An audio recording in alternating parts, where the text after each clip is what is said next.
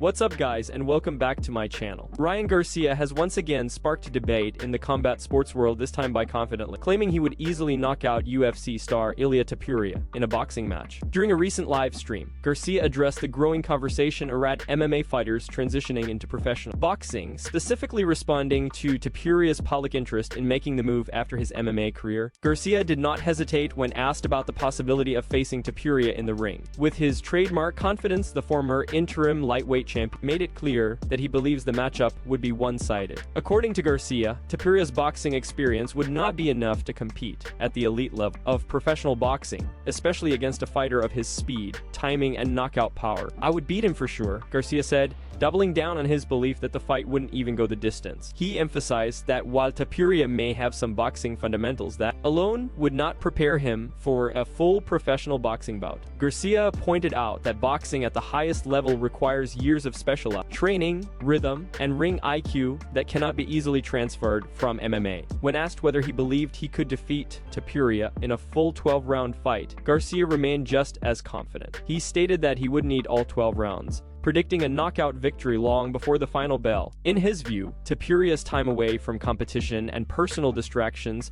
would only make the gap between them even wider. Garcia also questioned Topuria's current focus, suggesting that external factors and time out of action could negatively impact his performance if he ever decided to step into the boxing ring. While acknowledging Topuria's toughness and success in MMA, Garcia maintained that boxing is a completely different sport with its own demands and elite standards. The comments quickly gained attention across both boxing and MMA communities, reigniting the ongoing debate about crossover fights between the two sports. Whether such a matchup ever materializes remains uncertain, but one thing is clear: Ryan Garcia has no doubts about how it would end if Ilia Topuria ever stepped into a boxing ring with him. But before we jump into the next story, we have a small favor to ask. If you're enjoying the content, please give this video a like, subscribe to the channel, and tap the bell icon. It really helps us out and ensures you'll never miss an update. Move on to another news. Arman Tsarukyan continued to stay active outside the UFC spotlight as he headlined ACBJJ 20 on Wednesday night at the Dynamo Volleyball Arena in Moscow. The lightweight contender, who has recently been passed over for a UFC title shot, took part in the promotion's high-profile all-star grappling event, facing accomplished ACA featherweight Mechi Bedalaya in a highly anticipated matchup. From the opening exchanges, Tsarukyan showcased the elite grappling skills that have made him one of the most dangerous wrestlers in mixed martial arts. He controlled the pace and positioning throughout much of the contest, consistently winning scrambles and applying heavy top pressure. Bedalaya attempted to keep the match competitive with aggressive movements and positional defenses, but Tsarukyan's technical superiority was evident as the bout progressed. Late in the match, Tsarukyan secured back control and methodically worked for submission. With just 13 seconds remaining on the clock, he locked in a tight rear naked choke, forcing Bedalaya to tap and sealing a dramatic last-second victory in the main event. Despite the impressive finish, the match was overshadowed by controversy early on. Within the first minute, Tsarukyan appeared to be struck by an elbow during a scramble. He immediately reacted by throwing an illegal knee to the body, escalating tensions inside the arena.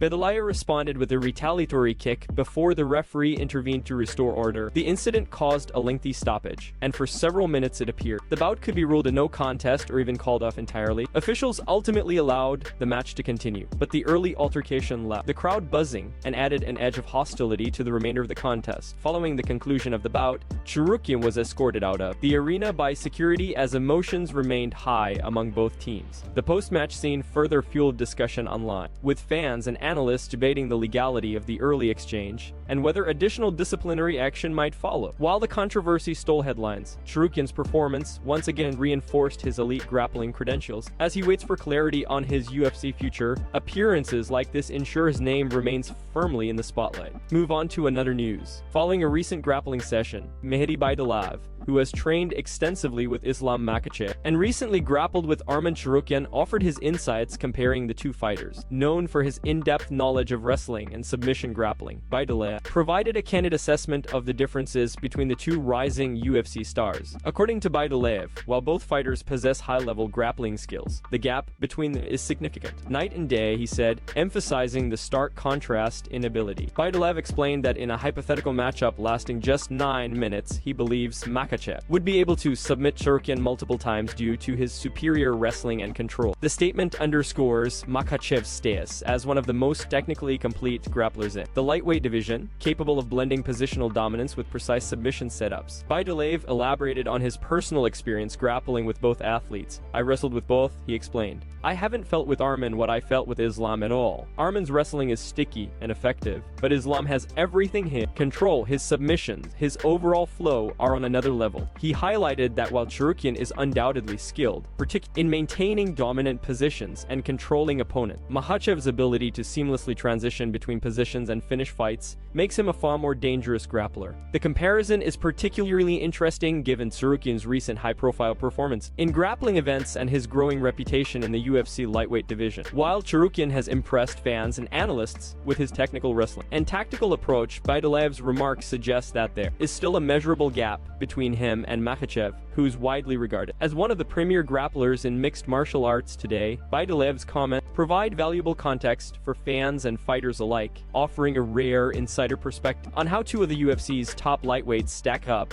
in terms of pure grappling ability. His assessment not only highlights Makhachev's dominance, but also underscores Chimaev's potential to continue developing his skills and closing the gap with the division's elite. Move on to another news. In a recent discussion about the current state of the UFC middleweight division, legendary former champion Anderson Silva shared his thoughts on some of the sport's most prominent fighters, including Alex Pereira and Khamzat Chimaev. Known for his insight and long-standing experience at the highest levels of mixed martial art, Silva provided a candid evaluation of the talent and skill sets of these elite competitors. When asked about the current middleweight champion, Khamzat Chimaev, Silva did not hold back in his praise. "He's a beast," Silva stated, highlighting Chimaev's remarkable physicality, versatility, and skill across multiple disciplines. Silva emphasized that Chimaev is a well-rounded and extremely dangerous athlete, capable of dominating opponents both on the feet and on the ground. His combination of speed, power, and grappling acumen has made him one of the most feared fighters in the division today. Despite his admiration for Chimaev, Silva was quick to express his confidence. In another matchup specifically, a fight between Alex Pereira and Chimaev, Silva suggested that Pereira, a former champion in kickboxing and a proven knockout artist, would pose a serious challenge to Chimaev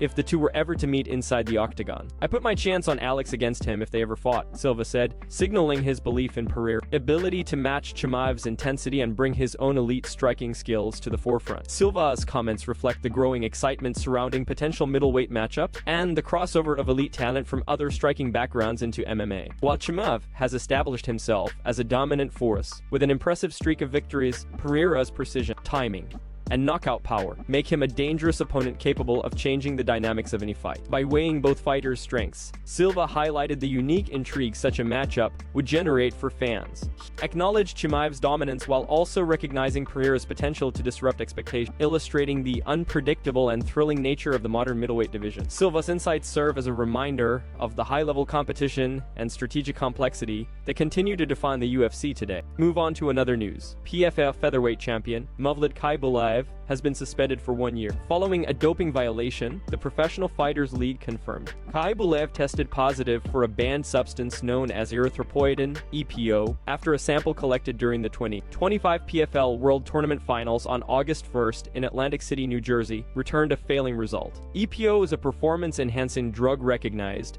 for its ability to increase red blood cell production, significantly boosting an athlete's endurance and oxygen-carrying capacity. As a result of the violation, the PFL has disqualified Chimaev from the 2025 PFL World Tournament. Under league rules, he forfeits the title of 2025 Featherweight Tournament champion, including the championship belt and all associated bonus awards. The PFL reiterated its strict zero-tolerance policy regarding performance-enhancing substances, emphasizing its ongoing commitment to athlete safety, fair competition, and the integrity of the sport. The announcement has sparked immediate reactions from the MMA community, particularly because Chimaev is known to train closely with high-profile fighters such as Khabib Nurmagomedov and Islam Makhachev. Aljaz Sterling, a fellow competitor, commented on social media, criticizing the prevalence of doping in combat sports. "People think these drug tests stop fighters or any athlete from cheating. Y'all kill me. There's so many people still on. I respect all athletes, but how do you respect willful cheating? You can't, and you shouldn't," she wrote. A social media user replied replied, suggesting that fighters from Dagestan often use EPO or other performance enhancers. Sterling responded cautiously,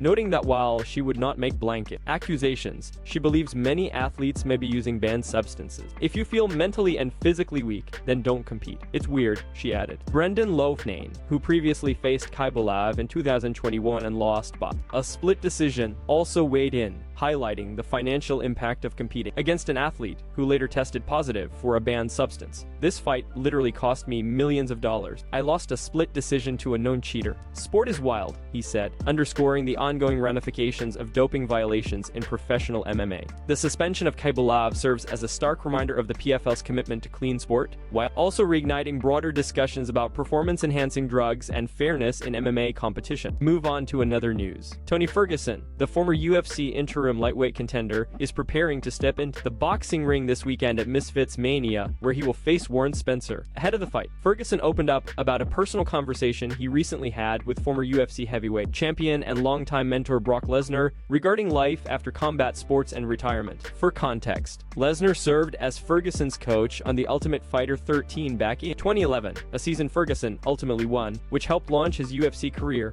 Ferguson explained in an interview with MMA-Fighting.com that he reached out to Lesnar for guidance on navigating the often difficult transition fighters face when leading professional competition. I asked Coach Brock, Ferguson said, "Coach, what do guys like us do when we retire? I really value his opinion." Ferguson described how Lesnar responded with advice that resonated deeply with him. He told me, "Tony, find your second passion and follow that with everything you've got, just like you did with your first." Ferguson elaborated on his approach to sports and competition, emphasizing that athletics has always been central to his life. "Sports is my passion. I love sports. I love competing, and I love competing at a very high level," he said. His comments reflect the mindset that has driven him throughout his career, one characterized by relentless dedication, discipline, and a desire to excel against the best in the world. The conversation with Lesnar highlights Ferguson's forward-thinking approach as he transitions into new ventures, such as professional boxing, by seeking guidance from someone who has successfully navigated the challenges of retirement and life after elite competition. Ferguson is demonstrating a commitment not only to his current athletic pursuit, but also to his long-term personal and professional growth.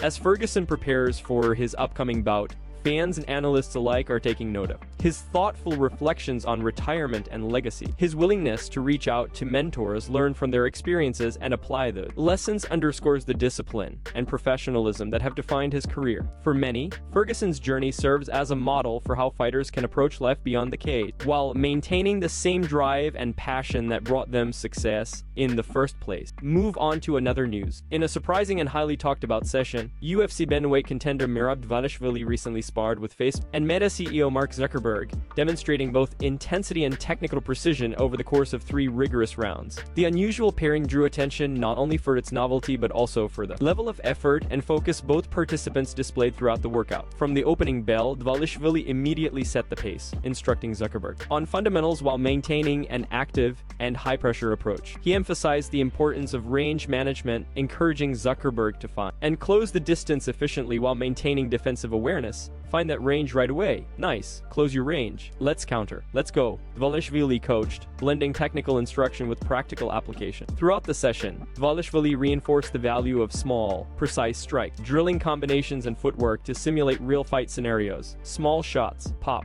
pop, pop. Keep the drill. Keep moving, he encouraged, highlighting the need to maintain rhythm and accuracy under pressure. The session incorporated a variety of offensive techniques, including hooks, body shots, and clinch work, demonstrating Dvalishvili's comprehensive striking skill set. As the sparring progressed, it became evident that the intensity was taking a toll. Dvalishvili monitored Zuckerberg's endurance closely, reminding him to maintain proper defense and clean technique. "I think he's getting tired, huh? Keep the pressure, keep it clean, hands up. Defense, circle. Keep it going," Dvalishvili instructed, balancing coaching with practical combat pacing. Despite the unconventional pairing, Dvalishvili treated the session with full professionalism, integrating complex combinations and strategic movement patterns. He continually emphasized adaptability, teaching Zuckerberg to react to changing angles, defend effectively, and maintain consistent output throughout each round. By the final round, both participants had clearly exerted themselves, with Dvalishvili encouraging sustained effort and proper technique. Top, top,